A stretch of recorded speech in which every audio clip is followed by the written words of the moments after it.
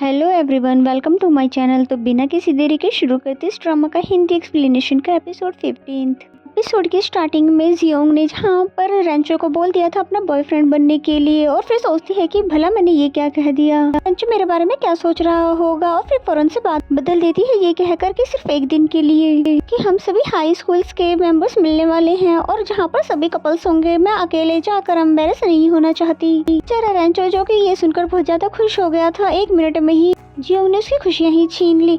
लेकिन वो सोचता है चलो एक दिन के लिए ही सही, मैं उसका बॉयफ्रेंड तो बन पाऊंगा, इसलिए हाँ कह देता है। देन जियोंग जैसे ही अपने रूम में आती है तो बहुत ज्यादा हैरान होती है कि भला मैंने ऐसे कैसे कह दिया, और फिर शाओ को कॉल करके सारी कहानी बताती है। जिस पे शाओ तो उसकी अच्छी खासी क्लास लगाती है कि तुम्हें ये फिजूल का बहाना लगाने की क्या जरूरत थी, और फिर कहने लगी कि तुम एक दिन के एक्सपीरियंस से ये तय कर लेना कि रेंचो कैसा बॉयफ्रेंड होगा। एंड देन नेक्स्ट सीन हमें वहाँ का दिखाया जाता है जहाँ पर सभी हाई स्कूल फ्रेंड्स मिलने वाले थे। सभी आपस में बात कर रहे थे कि जियान ने जिया को कैसे गर्लफ्रेंड बना लिया।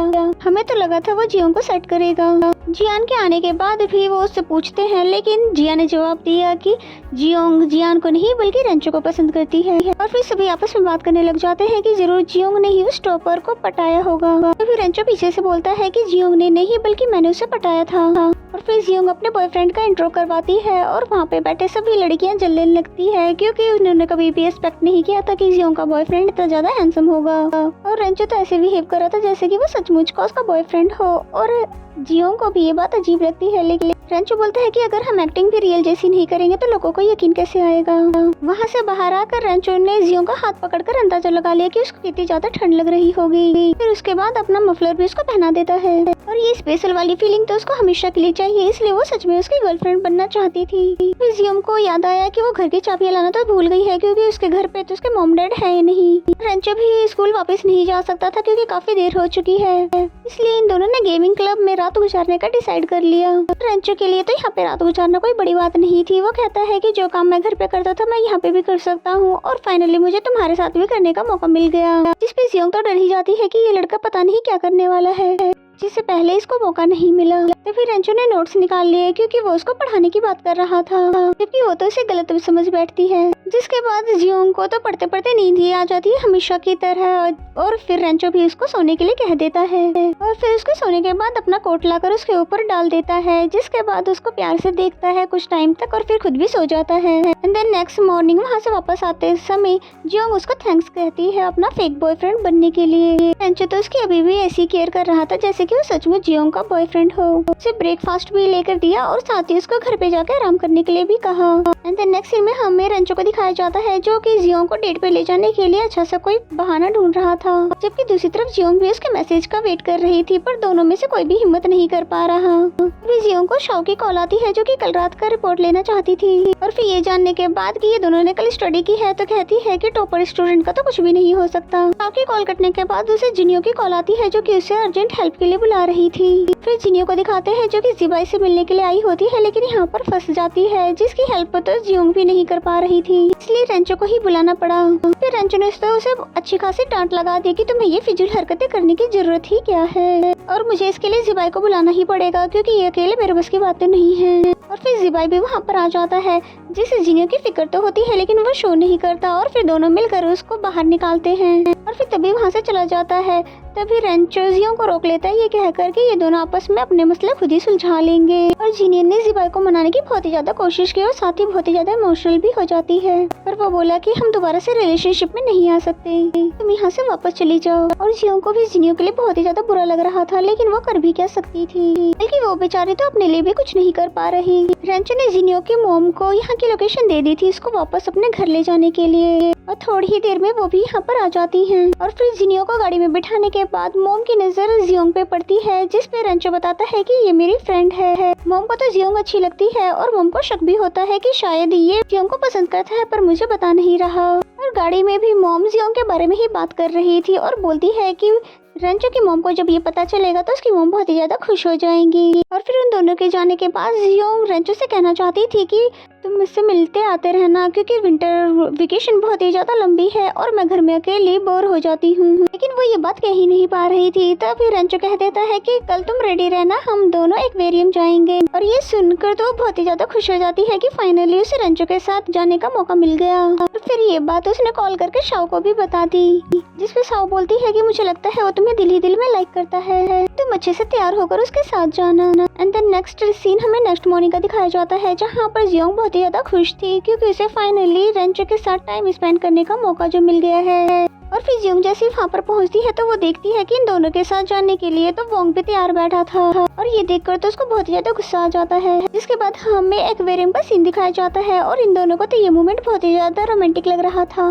और इससे पहले कि इन दोनों के बीच कुछ भी रोमांटिक हो पाता, वोंग यहाँ पर टपक जाता है। जियोंग को तो बहुत ही ज्यादा गुस्सा आ जाता है कि इसको वोंग को अपने साथ लाने की क्या जरूरत थी। और कहीं न कहीं उसे ये भी लगने लग जाता है कि शायद रेंचो मुझे लाइक नहीं करता। लेकिन मौका देखते ही रेंचो ने क्लियर कर दिया कि इस मुसीबत की जड़ को मैं अपने साथ नहीं लेकर आया, बल्कि इसने खुद ही मेरे साथ आने की जिद की। वोंग इन दोनों को अपने साथ लेकर डॉल्फिन शो देखने जाने वाला था। और ये दोनों मौका मिलते ही वहाँ से फरार हो गए। और जब वोंग इतने टाइम से इन दोनों के बीच में कबाब में हड्डी बन रहा था, उन दोनों को यहाँ से भागना ही बेहतर लगा। नेक्स्ट सीन में सू रेंचो के पीछे पड़ा हुआ था, ये बोलते हुए कि तुम्हें स्पीच कंपटीशन में भाग लेना चाहिए, क्योंकि ये कंपटीशन हमारे डिपार्टमेंट ने अरेंज करवाया है। जबकि रेंचो को तो इस कंपटीशन में कोई भी इंटरेस्ट नहीं था और न ही वो इसमें पार्ट लेना चाहता था। और फिर हमें जियोंग का दिखाया जाता है, जहाँ पर उसके क्लास फेलो ने उसको भी इस स्पीच कंपटीशन में पार्ट लेने के लिए कहा था, पर वो भी इसमें पार्ट नहीं लेना चाहती थी, जबकि वो पहले ही हॉस्पिटल में प्री इंटर्नशिप के लिए कह चुकी थी। पर वो अभी इस कंपटीशन को मैनेज कैसे करेगी। और शाओ ने ये बात बातों ही बातों में सू को भी इसकी इंटर्नशिप की बता दी थी, और ये भी कि हम चाहते हैं कि जियोंग इस कंपटीशन में पार्ट ले। नेक्स्ट मॉर्निंग जियोंग जैसे ही इंटर्नशिप के लिए हॉस्पिटल जाने वाली थी कि तभी रेंचो पहले से ही उसे लेने के लिए खड़ा हुआ था, क्योंकि वो नहीं चाहता था वो पहले ही दिन लेट हो जाए। जियोंग को तो उसका केयर करना बहुत ही अच्छा लग रहा था, पर ये पागल लड़की अभी तक समझ नहीं पाई थी कि वो इतना सब क्यों कर रहा है। नेक्स्ट सीन हमें हॉस्पिटल का दिखाया जाता है, जहाँ पर वो डॉक्टर से अपना इंट्रोडक्शन करवाने का प्रैक्टिस कर रही थी। और तभी वहाँ पर जियान भी आ जाता है, वो भी यहाँ पर इंटर्नशिप के लिए सिलेक्ट हुआ था। और फिर दोनों का ही सारा दिन बिजी गुजरता है और ज्यादातर तो जियोंग को डिलीवरी गर्ल का ही काम करना पड़ा। एंड देन जब वो दोनों वापस जाते हैं तो जियान ने उसके रिलेशनशिप के बारे में पूछा, इस पे जियोंग तो उसे सब कुछ सच सच बताने ही वाली थी, लेकिन उसे रेंचो ने रोक दिया। एंड देन दोनों बाहर आते हैं बात करते हुए, और फिर रेंचो ने भी इस कंपटीशन में हिस्सा ले लिया था, ये जानने के बाद क्योंकि जियोंग भी इस कंपटीशन का हिस्सा है। तभी इन दोनों को साथ में आते हुए गुआनाई ने देख लिया और फिर जियोंग के पास आते हुए बोलती है कि मैं इस कंपटीशन की इंचार्ज हूँ और मुझे तुमसे कुछ जरूरी बात करनी है। और ये जरूरी बात ये थी कि तुम रेंचो की टीममेट हो, तो तुम मेरे लिए प्लीज पता लगा लेना कि उसे खाने में क्या कुछ पसंद है। जिस पे जियोंग ने तो सॉरी कर दिया साफ साफ और कहा मैं ये तुम्हारे लिए नहीं कर सकती, क्योंकि मैं खुद भी रेंचो को लाइक करती हूँ और ये अभी नहीं हुआ बल्कि पहले से ही था, लेकिन मैं अपनी फीलिंग को नहीं समझ पा रही थी। अनाई उसे टोंट मारते हुए बोलती है कि तुमने ऐसे कैसे सोच लिया, वो 100% मुझे ही सिलेक्ट करेगा। जिस पे जियोंग ये कहकर चली गई कि हम दोनों ही अपनी कोशिश करके देख लेंगे, क्योंकि इस बार जियोंग अपनी फीलिंग बताने के लिए देर नहीं करना चाहती थी। और फिर उसके बाद तो ये सिलसिला रोज शुरू हो जाता है कि रेंचो हॉस्पिटल में बैठकर उसका रोज वेट कर और वापसी में उसको अपने साथ लेकर जाता था। और अब तो जियोंग का शक यकीन में बदलने लगा कि शायद रेंचो का मुझ पे सीक्रेट क्रश है। क्यों ना होता, जिस तरह से वो रोज उसके लिए सोया मिल्क लेकर आता है और उसे अकेले नहीं जाने देता है, और ये प्यार ही तो था। जिसके बाद जियोंग से अपने रूम में आती है तो उसके ऊपर बहुत ही बड़ा बम गिरता है, क्योंकि वो रेंचो की टीम में नहीं बल्कि उसके अपोजिट टीम में है। इसमें तो जियोंग को बहुत ही ज्यादा गुस्सा आता है, क्योंकि वो पहले तो जानती थी कि रेंचो सबको संभाल लेगा,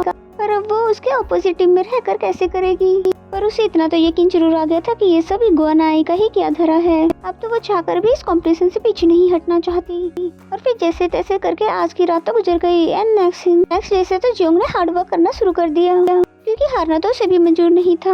और जब रेंचो को लिस्ट के बारे में पता चला तो फिर वो जियोंग के लिए ज्यादा मुश्किलें ना करते हुए कहने लगा कि मैं कंपटीशन से पीछे हट जाऊंगा। वैसे भी मुझे इस कंपटीशन में कुछ ज्यादा इंटरेस्ट नहीं था। पर जियोंग ने उसे पीछे हटने से मना कर दिया और कहा कि मैं इस कंपटीशन को पूरी ईमानदारी से और मेहनत से जीतना चाहती हूँ, ना कि किसी का एहसान लेकर। नेक्स्ट सीन हमें कंपटीशन का दिखाया जाता है, जहाँ जियोंग पहले से ही पहुँच चुकी थी और जो आते हुए उसके लिए कॉफी लेकर आया था और उसे नर्वस होने से मना करता है, जो कि जियोंग को तो बहुत ही अच्छा लगता है और ग्वानाई को तो बहुत ही ज्यादा गुस्सा आता है। उसे समझ ही नहीं आता है कि जियोंग से इतनी पोलाइटली बात कैसे करता है, जबकि वो तो मुझसे हमेशा रूड ही बिहेव करता है। जिसके बाद सीन स्टार्ट होता है जहाँ उनका टॉपिक लव के बारे में था कि रोबोट से भी इंसानों की तरह लव की फीलिंग आ सकती है कि नहीं। रेंचो को तो सब ऐसे ट्रीट कर रहे थे जैसे कि वो बहुत ही बड़ा सेलिब्रिटी हो। भले ही उसने लव के बारे में कुछ अच्छी बातें नहीं करी, लेकिन फिर भी सबको उसकी बातें अच्छी लगती है।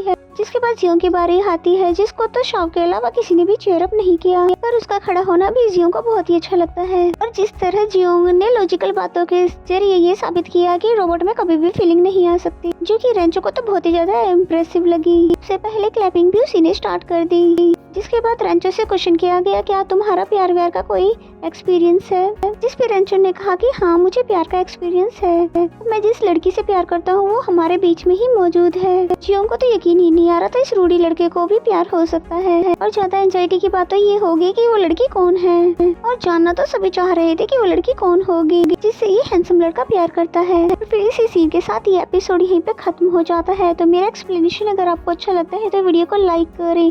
तो मिलते हैं नेक्स्ट एपिसोड में, तब तक के लिए bye bye and take care.